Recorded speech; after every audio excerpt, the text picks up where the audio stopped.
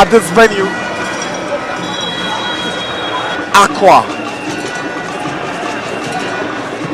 Poor pass cleared away by Kwame.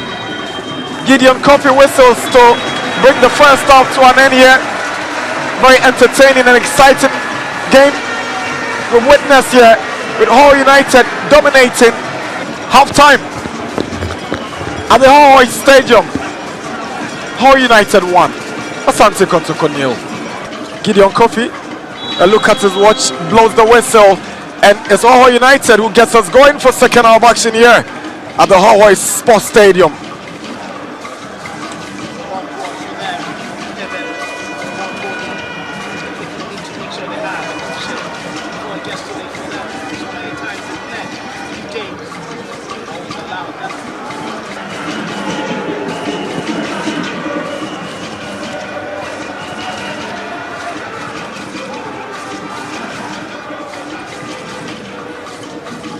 Odum.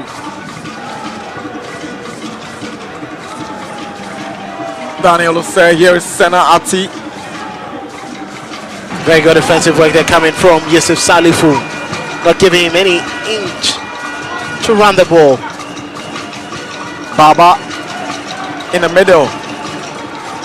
Seth Kojose. Here is Amwa.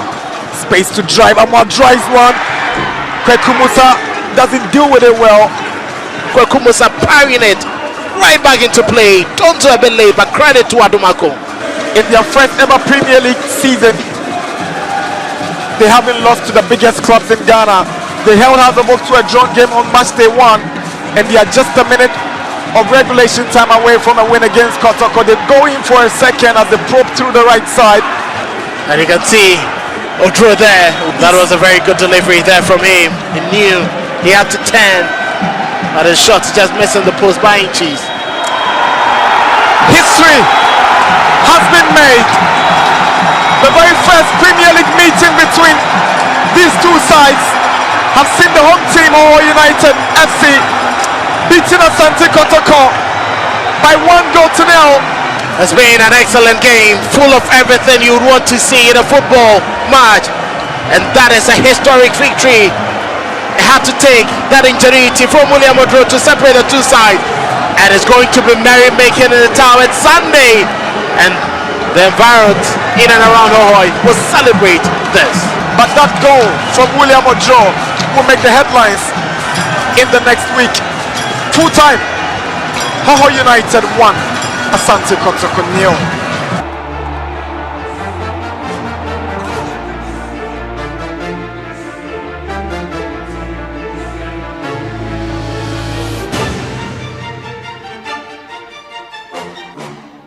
Up against Asante Kotoko. Hull coming to this game from a confident mood, having beaten Bechem United for their first ever away win in the Ghanaian top flight last weekend. For Asante Kotoko, they want to return to winning ways. They drew with Mediama at home last weekend by 2-2, and they've come here in Ahoy just to make amends and get back to where they belong. Asante Kotoko fans are mixed in there, and everyone is expectant of very wonderful game this afternoon. The two sides are eagerly looking for victories, and it's going to be quite interesting. Hull United,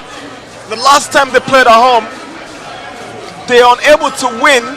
They actually drew against a 10-man 11 Wonders team. They actually gone 3 home games without a win, and these fans are expecting them to return to winning ways because they intended to use this grounds as a fortress, and they've remained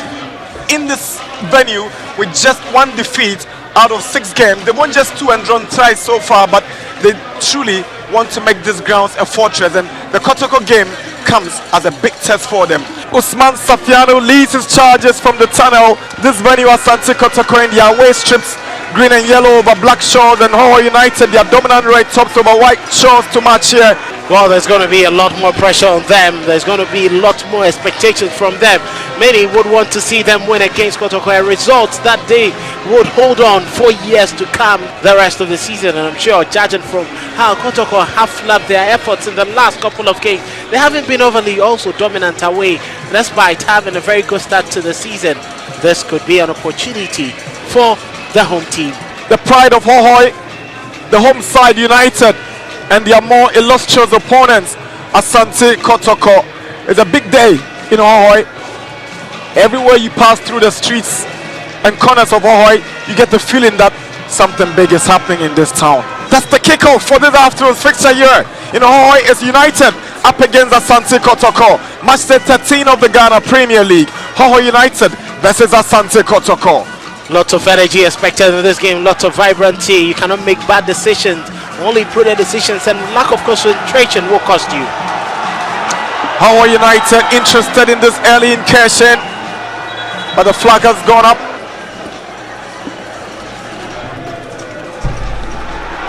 Good play. Here's Osman Sofian. Chance for Ahoy. He drives one, misses the pole by a whisker,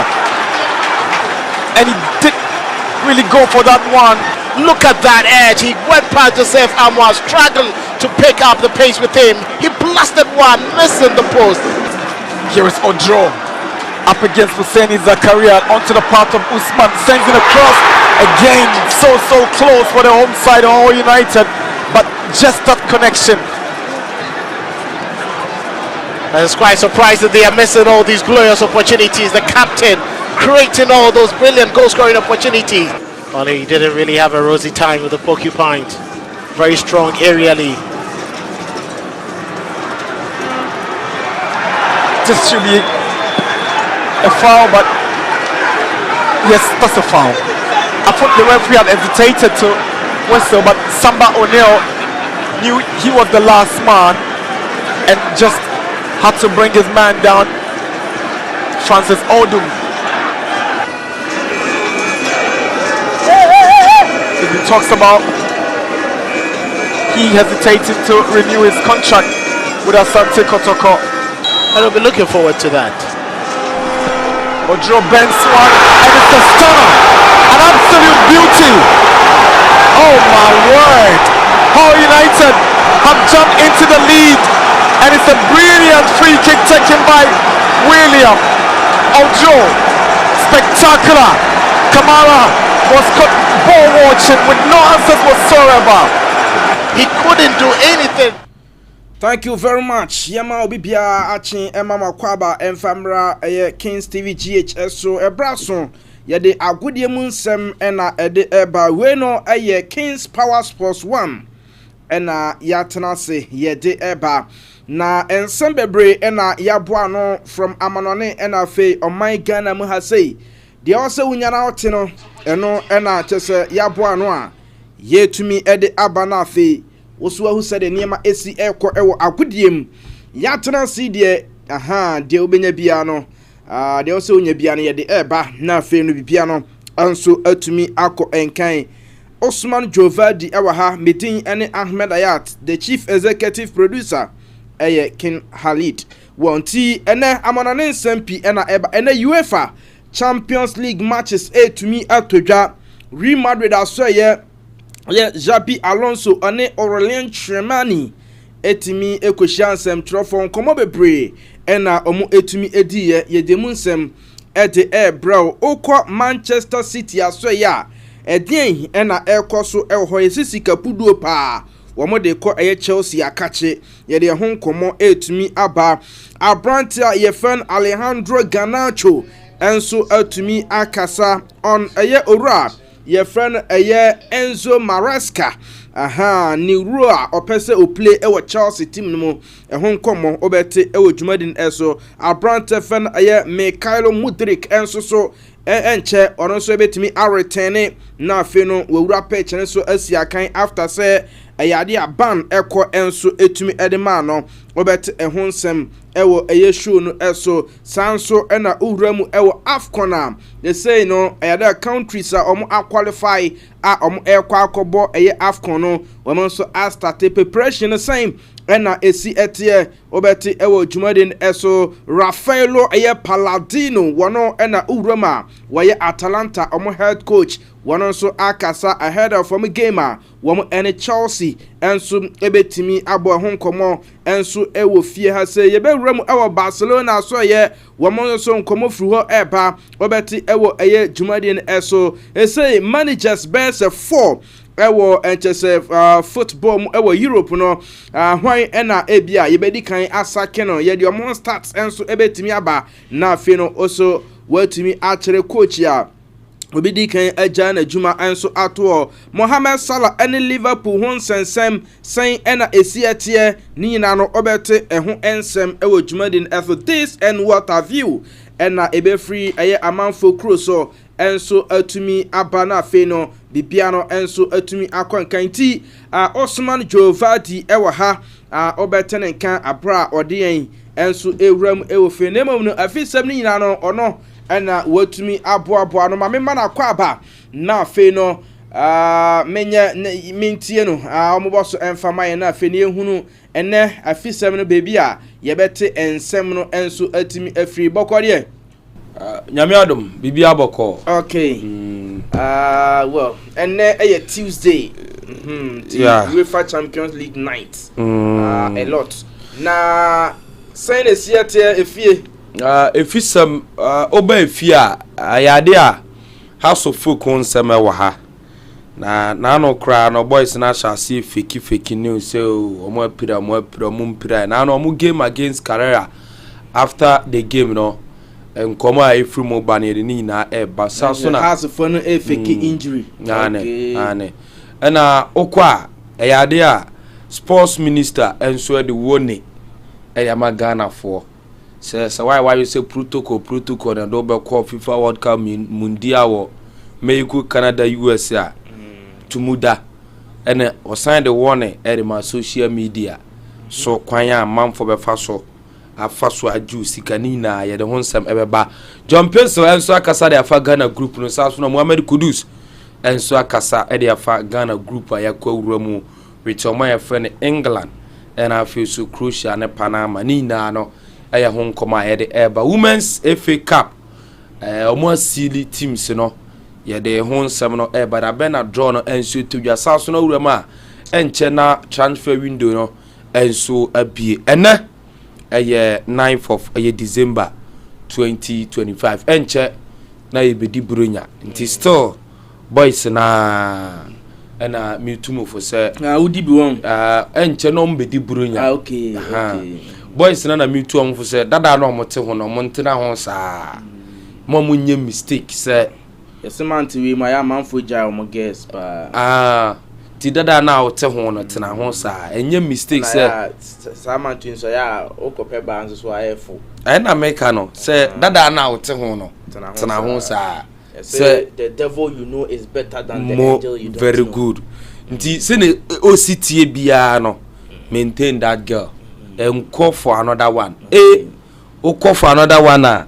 Aso obeto eye anwa obeto mo obeto akoko ndi bema de one netena awote wase no odi onko so ane netena oni more strength very good kakra obenya mani bia no obeye okay na unim na akofa marriage tabi se usu a chairman no the budget neighbor utibe se 20 okro anti na no ye call akwari ba kromu ayi amrado ba kromu ayi koyo ne chairman oba ha won ane yetu wonom no ya na ya steady ma mistake em fro bi magene number okay because ogia o so bet ma je number no was save nti e bi okwema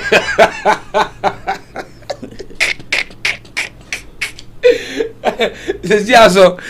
yenye ura festive season is a lot of programs and a man for ball and a lot of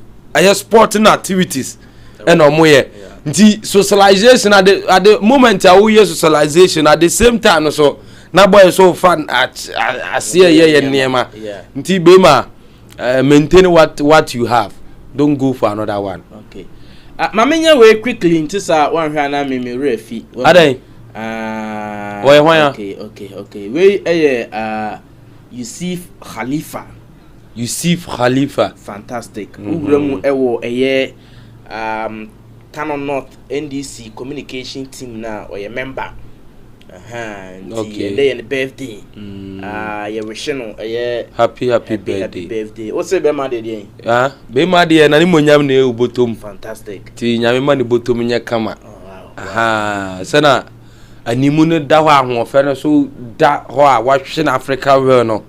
omo ne botum so nya kama ɔde ne nsa sibibi so a anaso ne nsa hye ne botum a ensibibi so be ma so ɔnware ye dabi no so ompem ma asem ba obɛware de nti be ma Halifa nyankopo nhyira wa no mo ba papa ne suba nte se me na we bompaya okay sorry bompaya Majai. So now your birthday. On Kings TV GH. You will show a happy birthday. Nyame onya okese na omo ho ban. Na ontutu anamo NCE. Okay. Wonti ye to aso na afi no ye huram ewo amanone na ye de amanone nsem atumi e de aba. Ansa na ye de afisem enso atumi ato aso. Enti waba na wahye na afoforo enso atumi adjoin ne na omonso ahudia ekoso ewo eye agudiem nti okọ eye Facebook a follow yen mo amwo eye YouTube afeni waba na wa subscribe to channel feel free never comment enso ebra ewo comment section ho na afeni so no uwuramu enso ewo eye TikTok a eye Kings TV_GH obe follow yen ewo ho na fe X eye Kings TV GH ho nyina no obetimi follow yen na afi no also be part of the family na bibiano enso atumi akọ enkan kama enso ewo hono nti ena ensam no say goyi ena chese yete eba enti yegusu tran se unhye ya hye na afi afoforo enso entimi enjoy ne na bibiano enso entimi enko enkan kama afenso no uwram ewo YouTube channel no so there are a lot of updates enso ewo hono ma obetimi awuram na afi no oso akwa akohwe niema na je se ekoso ewo yakudiem ene eba no social issues ene entertainment ani na no ewo Kings TV GH ubenya ewo na afi bia no enso atumi akọ enkaiti yenche yebekwa amonone nemum no hye so fama me se na obi busa se abrante friend Ashraf Hakimi ne ho nsensem no se ne siteni pura no anye bia no Morocco obebo ne ade ani nyina no time kuchu ni nyina no egu ha na nye se yede eba na afi wo hu sede niema enso esi etie enso ewo ho no monti yenye na yenko na ana producer say ti yebekwa amono ne na afi no yakwa akofa amono ne nsem enso atumi edi abro kama pa enso ewo ho no monti questions ye bisa eye mienu. The Black Stars of Ghana ohwe World Cup eye group ye damino saying na osi hu no Ghana against Panama amafo fi say Panama de Ghana be fa no say nwano but that game no hala eno crampo na den no masa uhu ni sa no eno na den power because unim England unim Croatia enti wo koshia na mentally no obe prepare ye players na nkasa ye be show Croatia in England na Panama no obe ka se o Panama England 2-1 England 2-2 Croatia 2-1 Panama Croatia 1-0 me say England ye be show England no mbebo 2-2 Croatia ye be show mo 1-0 na Panama you know so you be show mu 2-1 my we say Ghana fa bobo na wie nti we de asembia ni ho ti so uhu ne san e wo comment section fa comment ebra na yenken kan kama enso e wo jumadin eso nti ye dan ho na yakọ amono.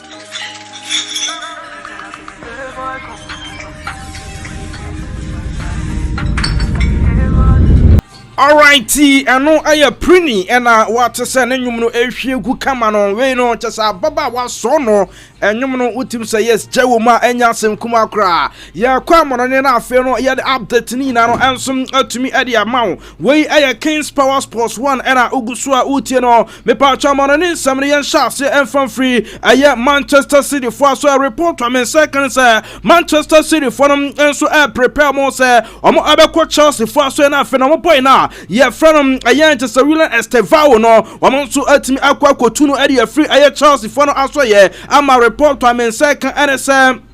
Amo wese base ya around 1.5 million pounds no woman so ebetimi de akwa to table no so de ama Charles for no say omo ngina fe boy na ye phone Estivao no wo mesi akan emfama aye Charles bobo koni na no aye de from aso ye eba na no pai ye ti ema awo jumadi na asumi fro na fe menko Alejandro Garnacho aso ye ono bon edema aye club na ye front aye Manchester United sem no kasai no aye Chelsea and also na kan ensum atimi ade amamo na Alejandro Garnacho say ade ba ko refer no aye Enzo Maresca wono aye head coach edema aye Chelsea boboko no e ka chance obo na obo no me feel bo na mum na ade ba ko no say se lusu bo na also timi ba na fe obe defend na fe be no ensum atimi kwenti atense eno aye ade Enzo Maresca epeso wura na ye fan Alejandro Garnacho enso atimi ye sede be ya nima ensum obetimi akwa kaje se okura bo no so a na se okona nima o move ne hu sampa ba abrante no ekura bo no ensum ade ekona nim ni ade ni nyina no aye ensama aye Alejandro Garnacho ensum atimi de atodwa ye ma oso wate ewo dwumadi no eso mame enfan todwa sa abrante fe no aye Michailo aye Mudrik no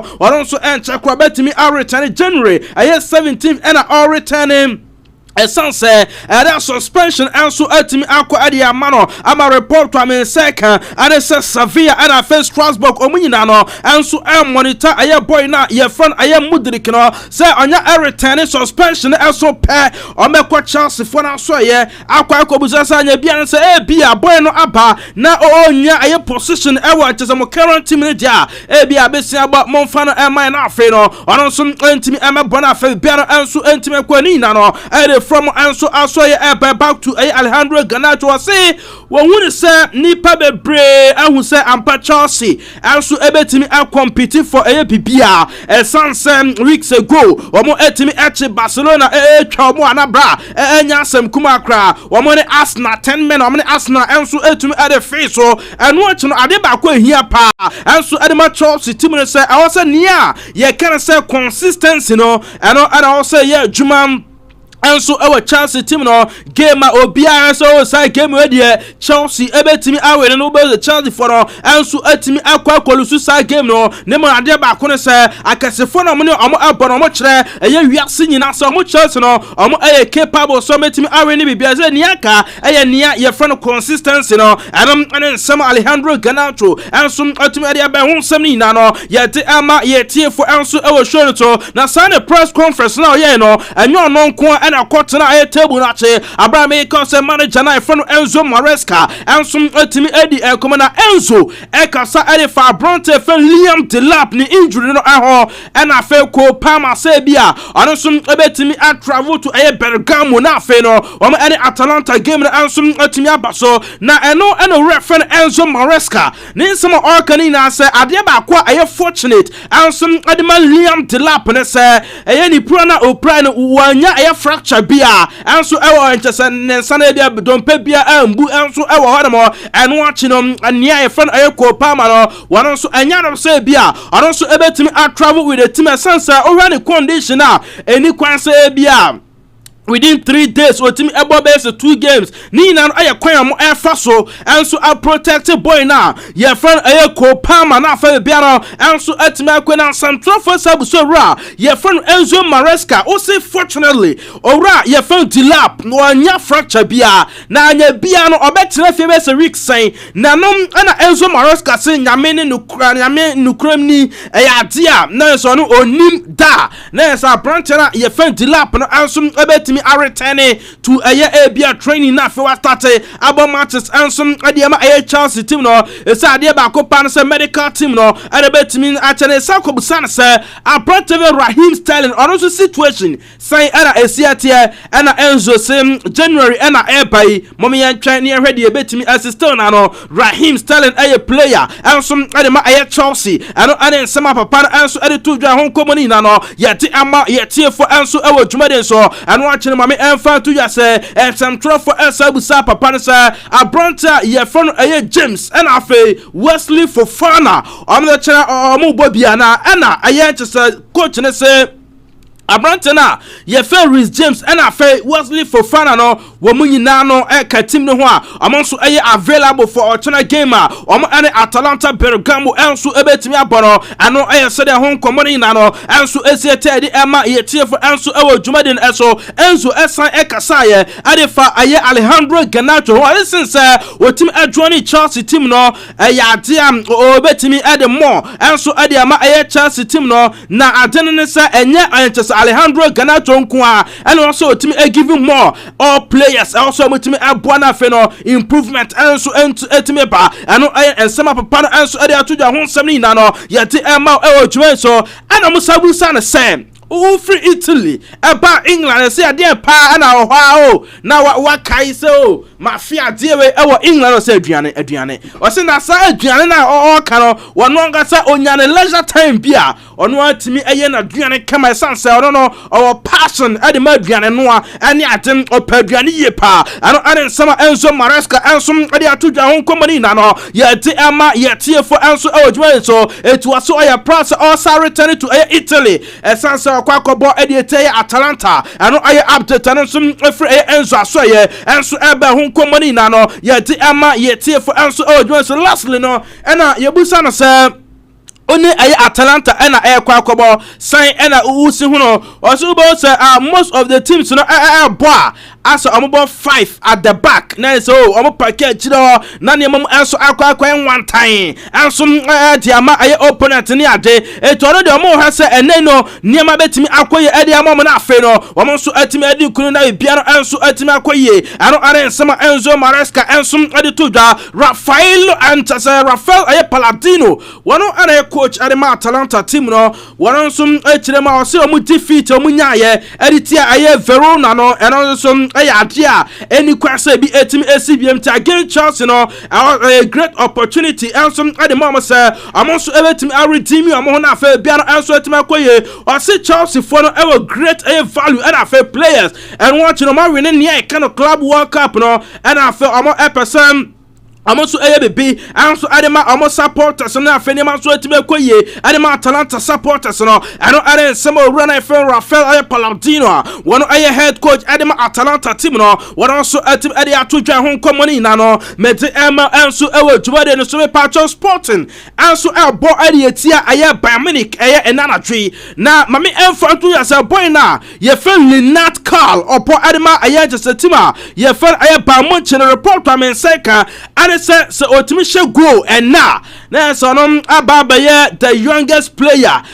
in the UEFA Champions League say all she goal 3 consecutive timer enya some kuma kan age no 17 years 290 days ni na no the from ansom asoye eba na Hurricane as 24 goals in 30 Champions League matches ama Bayern Munich only Kylian Mbappe and to me Sardinom since Kylian Mbappe and I say Abranta your friend it's a Hurricane answer journey club your friend Bayern Munich and I update yet Emma yet for answer ever to so now mami enfant to just say uramo our Sporting for answer amo game amo album ediatia na say German teams no 17 games and on my boy European away matches na make me patcho de tienie wo mo atimi are ni mo baako pa o draw 2 and on my lose 14 and so e ho and also bad news at my Sporting for na home company na no yet Emma yet for ansom our Jumadi and so na me patcho and our Alliance Arena just 6:45 local time and outside game ansom to me abaso American FC Bayern Munich and Sporting CP game no and also to me atodwa na fe be piano ansom atimi akwankade ho komani na no anso ade ama yetie for anso ewo dwumade so na Federico Varandas and Sporting president ademam tima ye fan Sporting CP na de tell say adia o se nyame ya atuma game omo airport ade ti Bayern Munich no wase omo team no currently no wɔn atimi akyerɛ sɛ ampa wɔn betimi ne big European clubs no ɛnso atimi akompiti oto sɛ ɔhwɛ ayɛ team a yɛfrɛ no ayɛ Bayern Munich ɛba ne sikasɛm a wɔn Sporting CP wɔn ɛntimi ɛnfa wɔn ɛntoto ayɛ team a yɛfrɛ no ayɛ Bayern Munich na mmom no sɛ yɛn compete deɛ wɔn betimi ɛne wɔn akompiti ɛnso ɛwɔ Allianz Arena adeɛ baako pa ne sɛ ɛɛten sɛ ebi abetimi akɔhyɛ goal ɛnso ɛwɔ Allianz Arena hɔ na mmom no wɔn no ɛhwɛ sɛ nneɛma ɛnso ɛbetimi akɔyɛ kama ɛnso atimi ɛde ama wɔn ɛno ɛne nsɛm a owura na yɛfrɛ no ayɛ kyɛ sɛ Varantas a wɔn ayɛ president Edema Sporting ayɛ CP no wɔn nso atimi ɛde ato dwa ho nkɔmɔ na no yɛte ɛma yɛtiefo ɛnso ɛwɔ show no so Champions League match a ɛba so Eintracht Frankfurt ɛbɔm ɛnso ɛde etia ɛyɛ team a yɛfrɛ no ayɛ Barcelona ɛwɔ na kyɛ sɛ Spotify Camp Nou ɛhɔ ɛna saa game no ɛnso ɛtimi ɛba so a yɛte ɛho nkɔmɔ na no ɛnso ɛtimi ɛde ama ɛnso ɛwɔ dwumadien ɛso na mepatwɔ ma me wura mu ɛwɔ Jules Koundé aso ɛyɛ Jules Koundé ɛna munim sɛ ɛnora ɛna mebɛyɛ story bi ɛde ma sɛ Jules Koundé aka kyerɛ owura na yɛfrɛ no Hansi Flick ne sɛ bia sɛ ope player ama na bam ɛyɛ center back wa wɔno ɛyɛ nte sɛ Jules Koundé ɛbɛtumi abɔ ne yie ɛnso ɛhɔ Jules Koundé se yɛn kama bi bia nte sɛ masa nsɛmtwerɛfo mo kasa dodo wɔno wanka bi bia sa enti te sa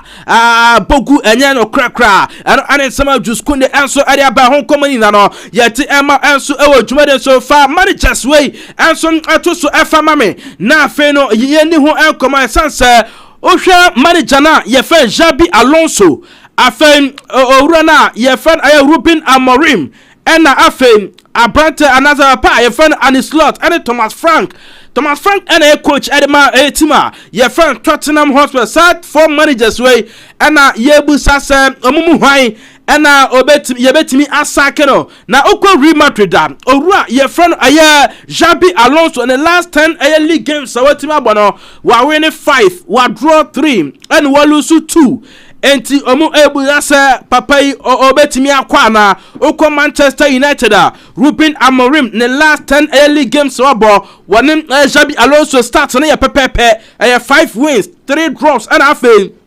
ɛyɛ 2 defeats ɛnso ɛwɔ hɔ no mo okɔ Liverpool and a slot no deɛ ɛnyɛ last 10 league games no wa win 1 wa draw 5 and wa lose 4 ɛnso ɛwɔ hɔ no mo ɛno akyi no ɛkɔ Tottenham a na nso owura yɛfɛn Thomas Frank deɛ no the last 10 league games ɔno nso atimi abɔ no ɔno nso atimi awin 3 wa draw 3 ɛna afei watimi alusu ɛyɛ 4 ɛnso ɛwɔ hɔ tie busa sɛ saa 4 managers we hwan ɛna pɛfo ɛnso ɛbɛtimi asake no ama reporter men second and it's okɔ Real Madrid for so ya pɛfo atena se abusa sɛ Xabi Alonso yɛnya ne den ama sɛ ɔmutem ɛkɔte yɛ ɛwɔ decision sɛ yɛmpam no anaasɛ yɛma no kwan nemum no deɛ men second sɛ pɛfo monitor no ne game a ɔbɔde tie Manchester City no sɛ kɔba ne sɛ bi a kɔdwiri ɛwɔ hɔ no deɛ wɔhwɛ ya owura fɛ Xabi Alonso no mpefo ebetimi asake no ama bia no anso atimi akoye ne press conference a ɛnso etimi aba so no ɔne Aurelien Tchouameni ana ɛkɔtena ase na Tchouameni se ɔmo awini games a aya na just omutimi ebo better game enso e wo no na ose we nyina no enso etimi azise sense of course also mo nyina no enso etimi support aye coach na fa bia no enso etimi ekoyie enso adema aye Real Madrid team no eno a chene make up sir o reference Xabi Alonso etena no reporter ekobusane se ya dia yabubo coaches din bebre din se ko ba se chena bi uni wa wo mo ena betimi abe replace wo na eno na Xabi Alonso se o se ono wadi kan kandada se o coach aye Real Madrid a o se o prepare home for aye sa situation bi say na ono no tirimu ne de nyame ya ato mo game mo ebo ade atia aye Manchester City no eno na ono aye Xabi Alonso enso etimi adwen ho na eno achi yesan ebusa ne se anya bia no say ena esiate ewo aye dressing room ena fe on a field of play no say ena on players on tempt osu omu nyina no de nka bom aya de ewo ho no emfa ho ene de ACC aye united and afenso no womu agidi say ade we golden opportunity enso etimi ade mamo na hia energy a so ebetimi ade connect Benabao crowd na so ebetimi asi na ade enso etimi asi we chance also so etimi ade wene and some jabi enso ade to dwa no ache no esan ekobusan say bia enei say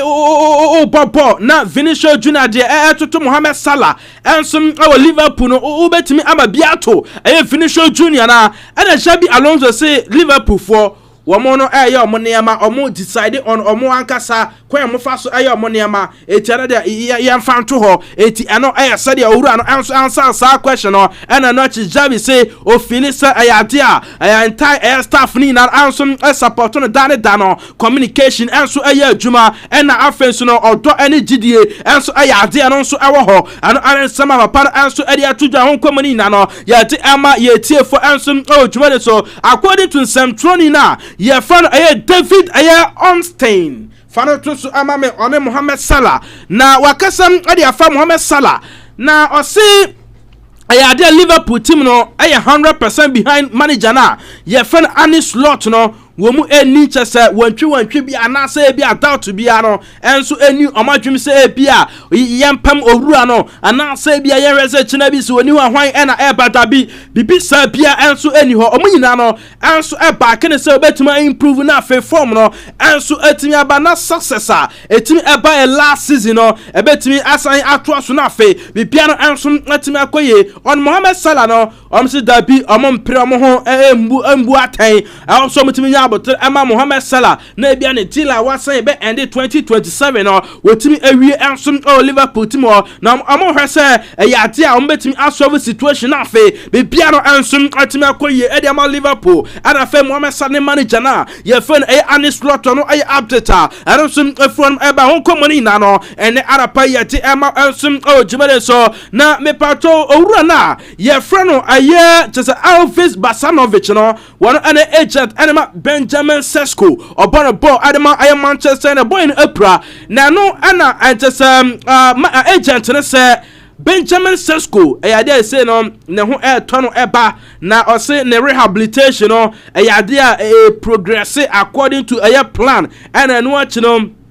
ontimi nkyerɛ sɛ bia ɔkyena anase bia kyena chi ana no so ebetimi aretani nyina no up to medical staff no ɛna afa manager no ɛna ebetimi akyɛ sɛ owura no dema enso etimi akwantu amra no giri sɛ ade a even sooner obetimi a report ana afa no wɔno to atimi aye training ade nan abobɔ no na afa bia no enso atimi akoyie ɛno enseme free Benjamin Sesko camp eba yɛti ɛma enso odwumade so na mepato okɔ La Liga ni ma Ayoze Perez ono and I say Zara Trophy no and some atimi akwadi amano and season piano womo edema a Spanish domestic player onya highest goal ewo La Liga animo etiesi anotem na say Ayoze Perez and atimi akwadi amana ye de ho komoni na no and some atimi adema show no so me patro ra ye friend Carlo Ancelotti and I say one no who say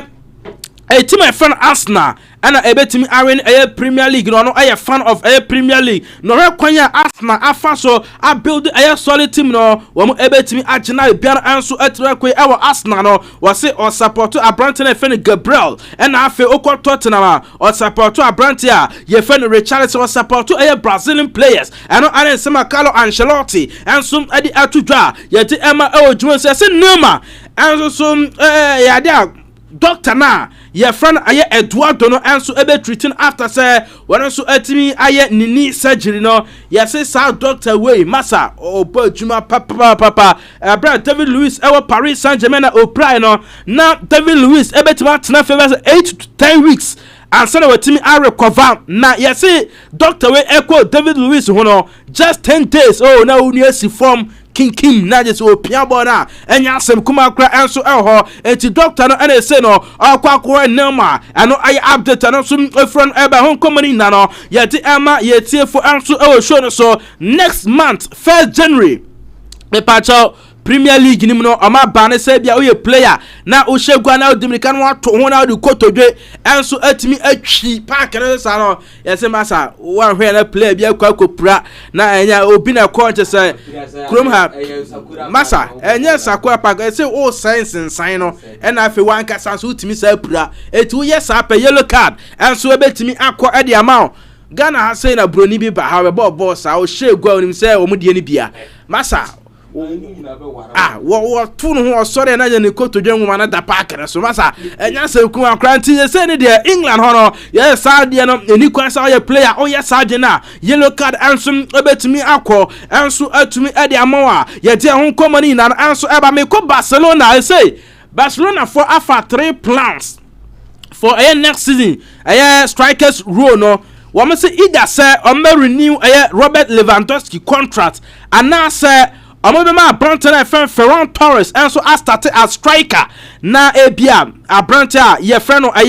Robert Lewandowski and so 8 back from bench and now say Ombekwa sign a new striker and 3 plans are Barca for no and so 8 man 5 wani mo dey hon komani na no and so 8 e dey amount oko Paris Saint-Germain report from second and say Ousmane Dembele and afi Lucas Cavalier one mo nyina no and so enya available and from Paris Saint-Germain gamer ebo ediate Athletic Bilbao ni nyina na sam goalkeeper no dia on the ankle ho o feel discomfort and afi Ousmane Dembele enso homfa no etu ono so entimi enko duwe e dia ono so atimi aretania eso ono so betimi adwen na afi bia no enso atimi akoye na Ajax Fabregas na say game Inter and Liverpool everybody kwa kwa sa game ni bi na afi no wono so atimi akosua de enso e de free side game no say Inter aya phenomenal etu apasa okohwe na afi oto na disua so na bia no enso atimi akoye ane nsema apa no enso e de aba hon komani na no yeti ema yeti fo enso Ashraf Hakimi ebe travel to Morocco na wakwa toa ne reacclimatization so na bia no enso atimi akoye or prepare ho for AFCON na report amenseka and say Paris Saint-Germain medical staff no bako anso ebedi na chi na afi wa hwesa ne ma anso ebetimi akoye ed amana ano update eba ene na uram ewo Cote d'Ivoire na samo so final squad list na anso eba bonten for AFCON enya asem kuma akra enso e ho no afa urama Botswana enso afri Botswana krom ho ade omani akirem e Tunisia ho ena the Zebras omo akwa toa omo preparation so omo ko start ho ahead of AFCON omo so team akwa but omo bo series of friendly games and signer omo so atu ade akwa Morocco eno ade from so aso by the ema yetie for na the Taifa Stars mete Tanzania for no enso anya touchdown Egypt omo so start preparation enso ho na from abo friendly matches ahodo na ansana omo so atimi afly Morocco na fe no omo so akwa AFCON na fe biaro enso atimi akwa na sad news free Nigeria enso atimi aba and say Nigeria mu goalkeeper ye first Stanley Nwabali enso so atimi prakakra ye se ne nsa na afe ne ankle wanya injury kakra onti Nigeria for no bompaye se ononsum ebetimi recover na watimi akwa wuram AFCON na afi bia no enso atimi akoye edi amamano ya update anonso efren eba we Enzo Maresca abra no bono me pa cho obo editia Atalanta 9 times ene owura no sign return ono na she black no Maresca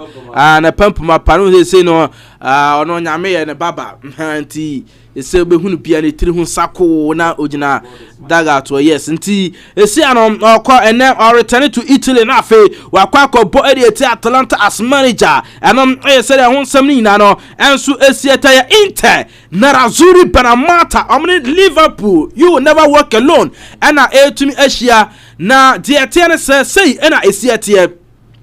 dia 21 games and this season Inter football we anya 15 wins 6 defeat and akwade amamo and after match 49 goals and ma concede 17 goals e wo hono me pa cho okọ Liverpool almost season we 23 games and ma ball we ma win 11 and after ma draw 2 we ma lose 10 and after 30 ɛyɛ 38 goals ɛwɔ hɔ nom a ɛno ɛyɛ Liverpool fo no wɔn start kakra me pa cho ɛsɛ no English anasɛ UEFA Champions League no sɛ bia owura fi table no first to 8 no say NSC tie Arsenal edikan 15 points ekromo Paris Saint-Germain tosumienu ekra 12 Bayern tosumiensa Inter etosu 4 and afa Real Madrid etosu 5 womu enyina ekra aye 12 points ewo honmo afa okwa 6 position na Borussia Dortmund Chelsea and afa so Sporting CP womu enso etoa so womu so ekra 10 points enso ewo afa emfifini ho no ye 9 to 24 no ye Man City Atalanta Newcastle United obenya Atletico Madrid Liverpool Galatasaray PSV Eindhoven Tottenham, Leverkusen, Barcelona, Obenya Karabakh, Napoli, Olympique Marseille, Juventus, Monaco, Pefos, NFS, Oba Sewa, Union SG,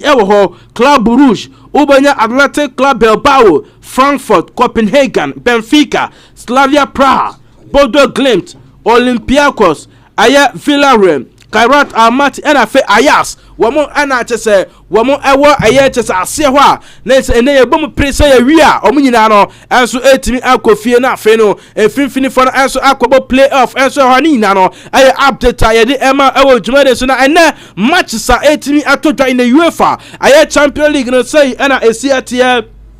Ayadia Kairat Almaty Etnafie wam any Olympiacos and Ebo Bayern Munchen enso any Ayer Sporting CP Asia Atalanta any Chelsea Barcelona any Frankfurt Ebo Inter any Liverpool Team Asia AS Monaco any Galatasaray and Ebo PSV Eindhoven any Atletico Madrid Asia Tottenham and Slavia Praha and a team and a Union AS Gallants and so and Olympique Marseille and so team Asia Nanyumbre yet transfer the live commentary and so to me but on this very note you see her na fe afisem and so to me about pretty and so that so agent so nti yemfa printing twam na fe afisem and twelve so you know do me so oda me wa ma wo yeah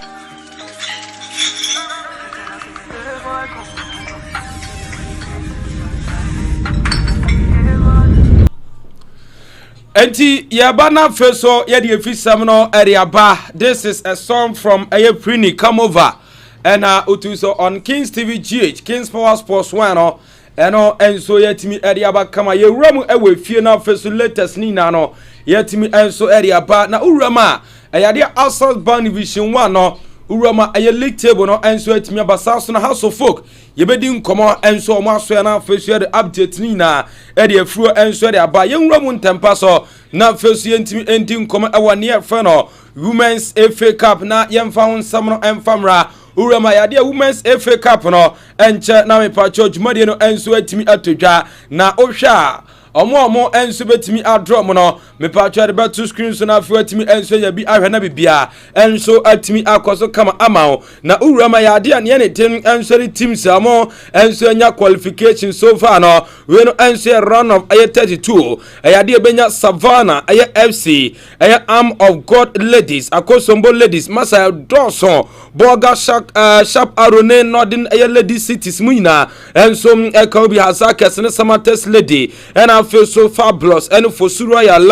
lady strikers Jakwa ladies and Onlo ladies and Pemdakwa ladies no wisdom ladies muina no enso atimanya qualification omo enso ekwanania mense kanese nyambo Wednesday on the 10th of December china and I'm patro draw no enso etime take place e won ye de enso Ghana Football Association ay secretariat ni nanom enso ay update yar eba yenwura na fesu yentin komo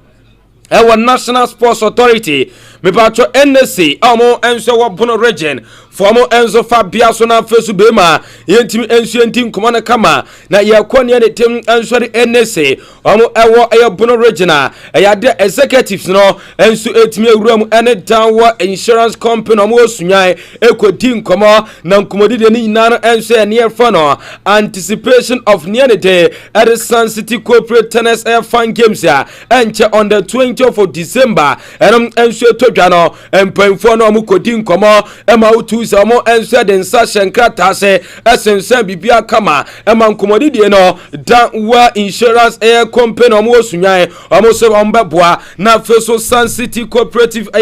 tennis fan games no enso atimi atodwa kana hye nso se nyamboa ayade December 20th ena mpacho dwumade no enso betodwa ni na no enso update ya na epa ewo dwumade so away from NSA yankwa ne ne tem enso ade House of Folk aseye na yakwa House of Folk ye House of Folk bobokoi ade ya nwene so awene sia ne sa House of Folk bozumi nsia nie masa yentwa mo kare kuro akra no ye twa kare etesai na bozumi miensa na yentwa oka enti ama urama ne fan House of Folk place no mumumi House of Folk place ne ma enkoye mfa momo ni nansa katwa ne emma Togwe afede sikai aloke emma akanso mu kohwema bibia emma letima etema so for players no oma pai koko na sa situation ni kra no etimi LED players ni be ama nanu de omo enso body tia karera no mo se bi mu kra hyeda feki so omo apira nso na twakai microphone mprae ema niam nse kakra se open fan coach Masud Didi Damani ahead of omo game against Karera okade twom se he wa wunya wadwesa wo mobile no on force so bo enti wunya wan so bo a ono Masud enforce se game no ni na no enso ya ka akwa ena se yatete de honsan eba mame ne fon aye Prosport mame Prosport International omo late no ni na no enso fa branch fon Hamza Isa uwe pena feso de Hamza Isa enso de aka ho ni na nsa ne amensa kan se after 3 months of unpaid aye salary no Prosport aye International enso take steps somo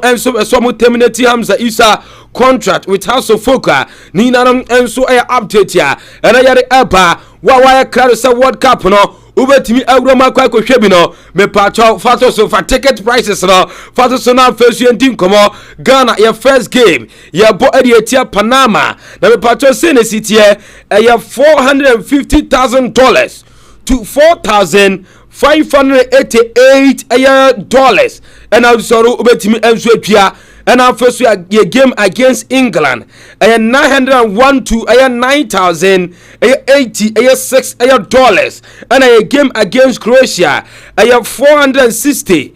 to $5,000 and utu sobetimi enso atwa for these games and no answer ticket price and I insani bi enso tuja and ama ewotuma so yanko former Blaster striker a volunteer for the Prince of Goals enso adinkomo na ye bisare say sia ne Ghana ya wuramu akwa kunya group of England Panama South na urama ayade Croatia ho na ohwa Ghana points ne benya ne san eno so no owo gidie say 6 points rather yebetimi enso secure ewo ye group ayewo with England Panama Croatia yentie former Blasters striker openya from the Prince of Goals. I don't think there is any country in our group that is easy to beat, because so far as they are able to qualify to the World Cup, it shows they are very good. So our aim is to just focus on ourselves and make sure we take every game one by one. You understand? That's when we are going to win and go to the next stage. With what I know, I mean, it's easy for us to get at least 6 points or 5 points. 6 points or 5 points out of 5. Yeah. And I mean, you qualify Ghana if you get the tournament. Yeah. So how far do you think Ghana can get to the tournament? This time around, if the boys are able to focus very well, play as a team, and fight harder, sacrifice more than what they used to do in their previous clubs. We can show them. And Sama Urama Prince Tego Eritu Jasa aya 5 or 6 points out of 9 points in there. You bet me and Sonia away group na homewana ya toche Blaster assistant coach John Person ya catch ye bisan say bema ha mo say mo bo ye hu information mo bo na mo bo 3 back etina mo bo 4 back adetia mo bo 5 back na eno no sesia no ohwa Blasters bi musi ebenya 3 points bi musi ebenya 4 points bi mu sie benya 5 points na wote san sam na se na osi fa ne fa e na o se ye benya 3 o se ye benya 4 se ye benya 5 se 9 kra na ye behia de hia ne se Blasters ye be qualify e de free ye group no no was agide se Blasters ye be qualify e de free group yentie John Pencil. I think we respect all the teams. They are all good. They are all equally good. They are all going to bring the best out of us. So I'm very, very happy with this group. The point doesn't matter. What matters is we qualify from the group, which we're going to do that. Surely Ghana will qualify from the group. Enti wey and sama John Pencil assistant coach Edema Blasters of Ghana. Ono ensure to dware for a group ayakwa PM with England, Croatia, Panama. Na ono to the nsema to dwa. O say Ghana group na yakwa which is group L no. Group emu eden because unya England, unya Croatia, unya Panama no. Group ni mu eden Panama dina ekita England, dina ekita Croatia ne de yeni emfam free so na afesu yem forget it. No no de o sa gide ni sa Blasters ebetimi enso I qualify the free group no. It's a group that is very tricky. It is a tricky group. A group that Ghanaians cannot underrate. Forget about the names. It's a tournament that we are going. So I believe it's a group that will bring the best out of the team. Looking at our performance during the qualification, it was a very fantastic. And looking at the players that we have a lot of bunch of players who are equally very good, that can stand any task, which we believe that they are the players that we can put together, the players that can play to the highest level, even to be the final. Enti wey and sama John Pencil enso to dwani nano enso update ya ena yare eba ewo dwumade ni so away from that yankona first yenti nkomo ewo Mohammed Kudus asoye na Mohammed Kudus asoye kono ayade ena na otwi anase midweek Champions League game ewo ho na wey na central for bisa Mohammed Kudus se osi akan ewo England na World Cup no mo England ena bebo na abroad draw ne pa no me pacho san ena osisi fa no ena Kudus di tudwa se Blasters ye be qualify e dey free ye group no yentie Mohammed Kudus. Well, their approach is their part of the game, but I think to qualify for the World Cup alone is a big statement from us and shows what we can do, so there's still a bit of time till that, so here for now, and then definitely we'll prepare towards that as well. But it's good to have England in the group. Just what are your thoughts on facing England next summer? I know we're talking about the Champions League today, but it's obviously a big draw for and a lot of interest over in England. What do you make of coming up against Thomas Tuchel's side? Interesting. I'm looking forward to it. Playing against most of the players in the country here, and some of the other guys that play here as well. So we are pretty much aware of the side we are facing and the quality they have, but we will definitely be up for it and be ready. Enti Mohammed Kudus ena otu se watimi enso atene nkawadi nkomade afa Blasters World Cup yatimi outdraw it England, Panama ena face Croatia yere honsam no enso etudwa na Minister of Sports and Recreation Honorable Kofi Adams ye be say what is His Excellency John Dramani Mahama order for a forensic audit ewo 13th All African Games no say aye osi nani agye papa because on uni say All African Games sika bi ne niema bi omo ye no antwa ye yenti Honorable Kofi Adams. But I'm happy that the president did order for the forensic audit, because seriously speaking, so many things went wrong with the organization. You meet individuals who are involved, and this one is pointing accusing finger at this one is pointing accusing, meaning that they themselves admit that certain things were not done right, and people outside are talking. And every day I keep receiving requests of people threatening to sue for non-payment of this, for rendering this service, and they haven't paid. Meanwhile, there's no money sitting in their accounts as far as all that is concerned. At the African level, AUSC also, we haven't paid our commitments. They are also demanding of us because we signed an agreement. Minister of Sports and Recreation, Honorable Kofi Adams, and what me and Swatting and Kano. Now, also din commodity to dra and all countries are hosting 2026 World Cup. And I said, I'm going to be too quiet at the Abahonum Titru Ghana for Sam Rana. I said, they are 2 on a day. You relax it and Fama ye Titru Ghana for Yenti Honorable Kofi Adams on 2026 World Cup. Ghanaians who want to go and participate in the World Cup, either to support the national team or just to participate, we all have a right to go, and that is why we have insisted on the countries that agree to host the World Cup that you have to relax some of your rules.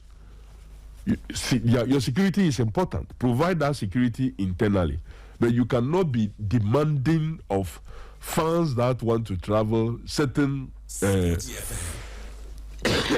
deep demands that have this.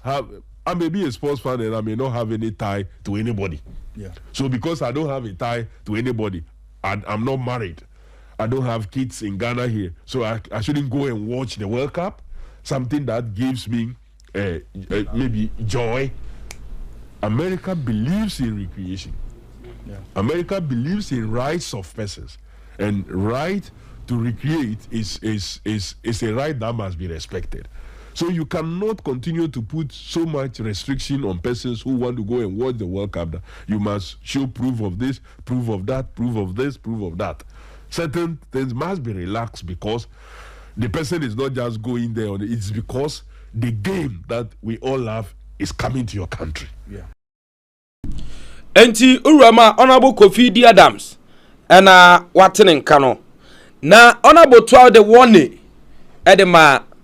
Mama some say move for kwatikwa biso etu kwan titro protocol for no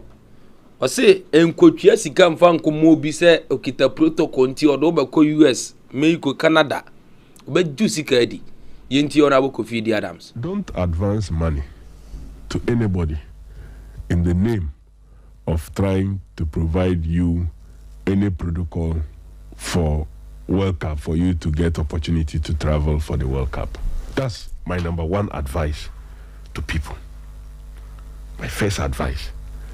Advance money to somebody that you know the person is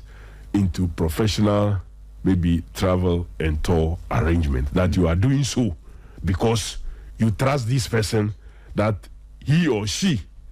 have the capacity to be able to aid you to have your travel documentation.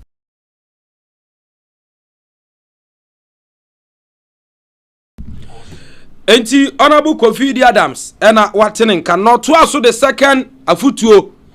Edema mo say o se Ghana for mun ti ade na mo nhye no so obi ba use social media Facebook WhatsApp na wa test so no ye MP or ye say okita protocol enti help us okọ World Cup ni bi ore atwa sika se o se sa afọ no so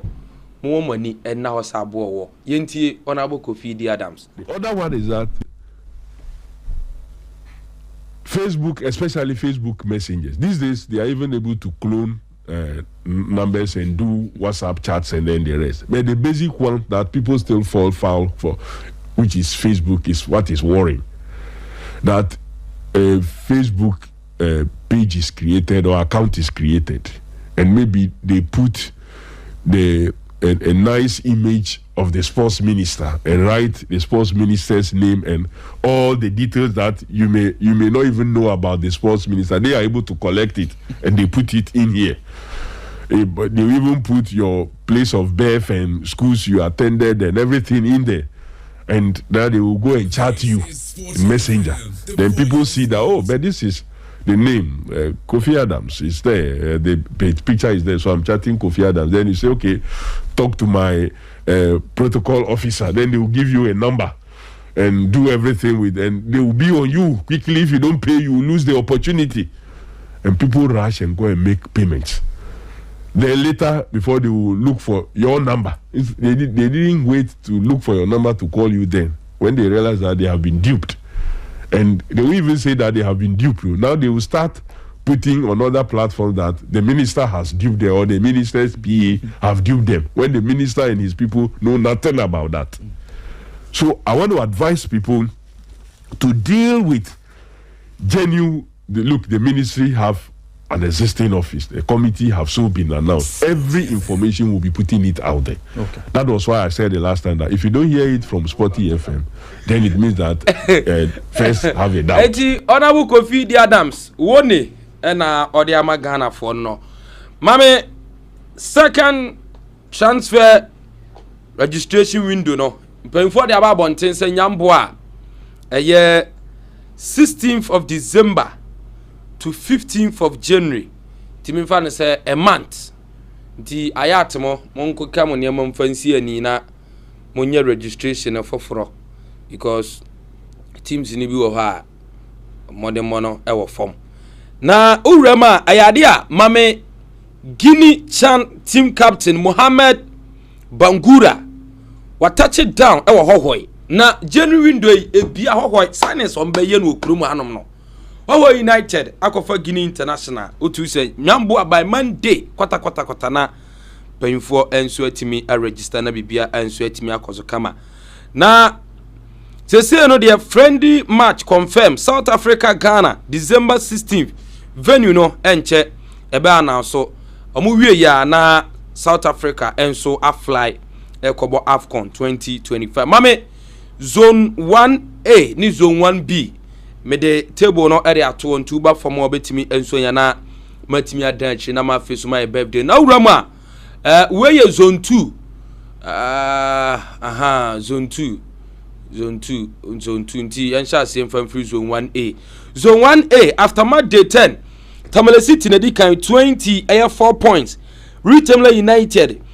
19 points and Sankara National 16 Wapawa Sporting Club 14 Bolga All Stars 12 points, Yempe United 9, Northern City 8, TF Exponential 5. Omo enso ewo ho. Na uram ewo zone 1B a the Baby United 28 points. Masa 10 games of abon microphone.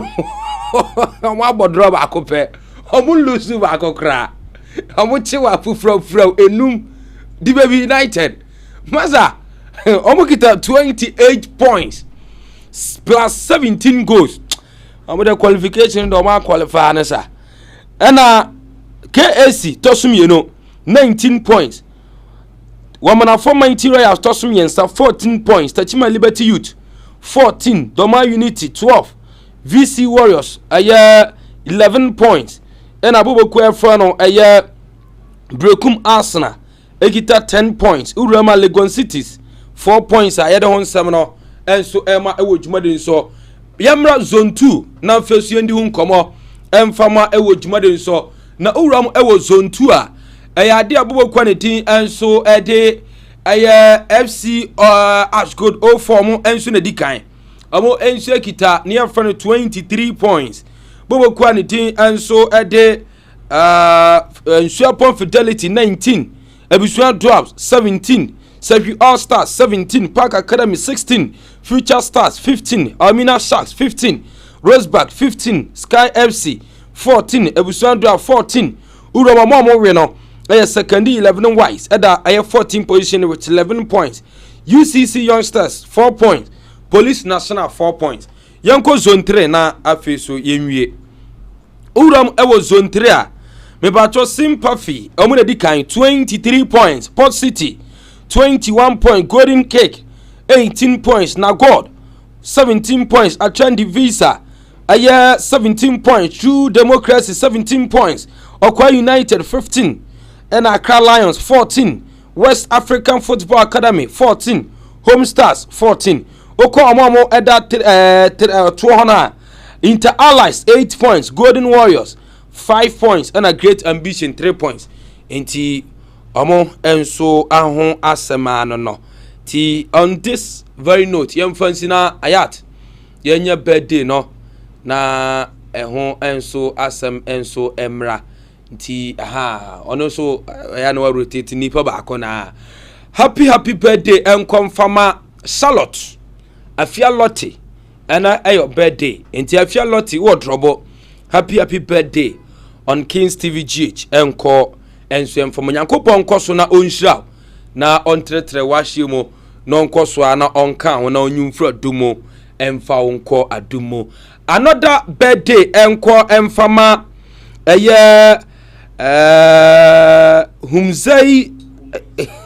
Humaiza happy birthday nkoma Humaiza Ibrahim ono financier enso ewo National Food Stock Buffer Stock Company NAFCO ono enso financier happy birthday enko emfama Nyankopon koso na ontretre wahye na onyumfra dumu fanko adumo from Anafi Musa Tender also on Kings TV GH happy birthday enso enko emfama ewo another birthday no enso eko ediama Reverend Dixon Yaro ene Reverend awoda Nyankopon sra enko so na onfa na ho sra emfama onko so no ntretre wahye mu omo wanim enko so nya sere onyumfra dumu fanko adumu di atafro sam ahyehye de afa ho no onyi enso emfamfiri wakwam from Honorable Obin Francis Deputy Organizer Edematan Constituency on Kings TV GH happy birthday enko emfama Reverend Dixon Yaro on Kings TV GH. T on this very note if you seminar enso area C mame enko na mema ayata kwaba na fiso many ayat ndin kuma na atwere de na obeka. Oh yeah. Me will feel Nsembika about Accra Heart to Folk. The news are aired say the players have started faking injuries. And I think say we a coach now who players it will give you headache. Because at this moment, looking at how to folk results no and head, but look at the position how to folk at I think 7th or so. Yeah. So this is the time also players and keka omo said the bear omitimi see the winning ways eso. So if say players I think say they have any assembly rate team paying for making sure say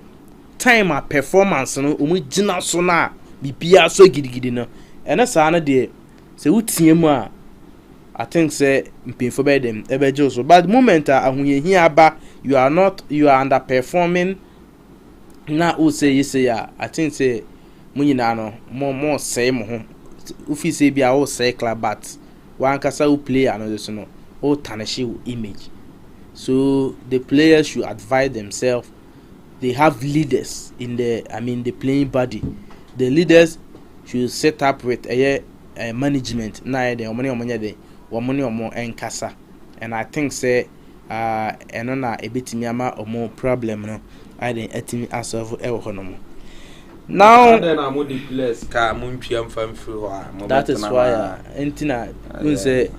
sometimes okurampo oye nipa no. And I say, oh yeah, you sometimes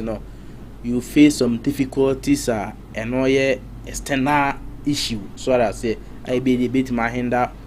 was from coming to ABA working at money. So it's say money paying for bed and better. And I say, then hunum paying for how now I'm so how I to paying for him said a bear money no because as a player no say team be a monitor will behavior team no monitor. So what I say. So in this situation now, tunta sikokwa. That is, idea a team knows better say no. If them confess play away bar, will beat me Abraham. We say most of the times your place be on my born. But due to the way it's difficult to handle them, sometimes the coaches do not want them to join their team. So what I say, okay. In Tiabana house also it me how now minister say what down for no a foot to Honorable Kofi Adams. So what down for me fan sa we fan sa say anya wadamfo so can am say me fan sa foot no dey Ghana phone because so share during the qualifiers Ghanaians were very eager for say Ghana be qualify no manya akwanya eden atimi akọ USA akọ support so ya qualify say no nipa bone fo nso wo ho omo so be fa kuntuna ase ayeden age amanfo eden sika especially on Facebook say bia we dey won share bi da ubon say ya create Facebook account MPB we wo ha na chat hello this is bia honorable say how may I help you oh so one vigilant obi beji usika ide e de wo hu ni say oh one abu ya chat me ni ade so I think say ya futu a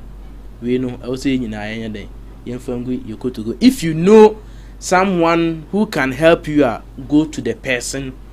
tete na no nya den eni nkomo then who say na esiti but online this animal there you should be very very careful so work up on the aba head and Ghana for beko and the minister head and Ghana for beko tea and the futu pa unko obetana na wa unko FIFA be you tea so far as when you qualify na there I can support us no say utime kobi prini yeah enti ayat na watene nka no Urama Derek Ayite I say good morning enti Derek so de no sa so na Francis so de ne de ebaye na branch from Black Man Pig Farm in Accra ono so de ne de ebaye na before me kwara ma menchia banki me boga owo UK United Kingdom or Sheffield eho na banki enso ewo ti banki a special good afternoon ewo Ghana enkomfama one mommy and afiso unuaba ne abusuafo ni nyina am wo UK no I think say by this time the weather no oh my very sorry I send me so him say 2025 Milo under 13 championship episode yeah and Adroba and I kwaje the whole Ghana under 13 yes Adroba yes okay. And adia meka say a boa school no won say RC mpacho oye dide we ebe you akwamantin most of the teams near Vaso under 15 players so yeah encourage our for now omo emanim ball no bono say omo ko school no na omo ball no so mo ede omo dey looking at goalkeeper no Sebastian Amankwa Kumasi Asante Kotoko are interested for mu junior side and money so Vaso we are doing great job yembo nkola na Vaso oh mabo adwuma because na no na me hwe bi pa and some player back so na wo Asante Kotoko Boache yeah okay na no so no kan Kotoko team no ho yeah ti Vaso for no monko so na mo ko melo ba no mo chere exams nti I'm chere exams basa hono here me yes o akomila ba nti ebe mo wa nti chere ba nkra no so mo ni nkra no ho yeah mo ni enye se bi o mbekwa akogbo aba keke na o ma basa na mo tetete o mo ni nkra no se be ya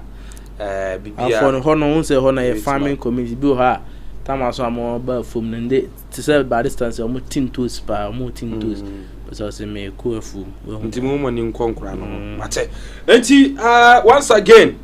Adroba for no ye mo aba so se mo timi awura mu akwakoje eye national Milo under eye 13 no yerisi na afi ya sore e de free so na djuma de to aso na se yetimi awura mu nyambo a anwumre hia team no ye the live commentary enso e de beba before me kono Yesu Kristo o se me kono mi nyamo anyanka me de prini come over any jam. Medina Osman Joveri Amedaya Totenenka, the chief executive producer, King Halid. Sasona, Timnina, Ebo Machidom. Obompaya, na wakaime. Bronyai, Shonsuye, Bohombai. Adidi no, and then I sebi and then and then nam. Macrow. Bye bye.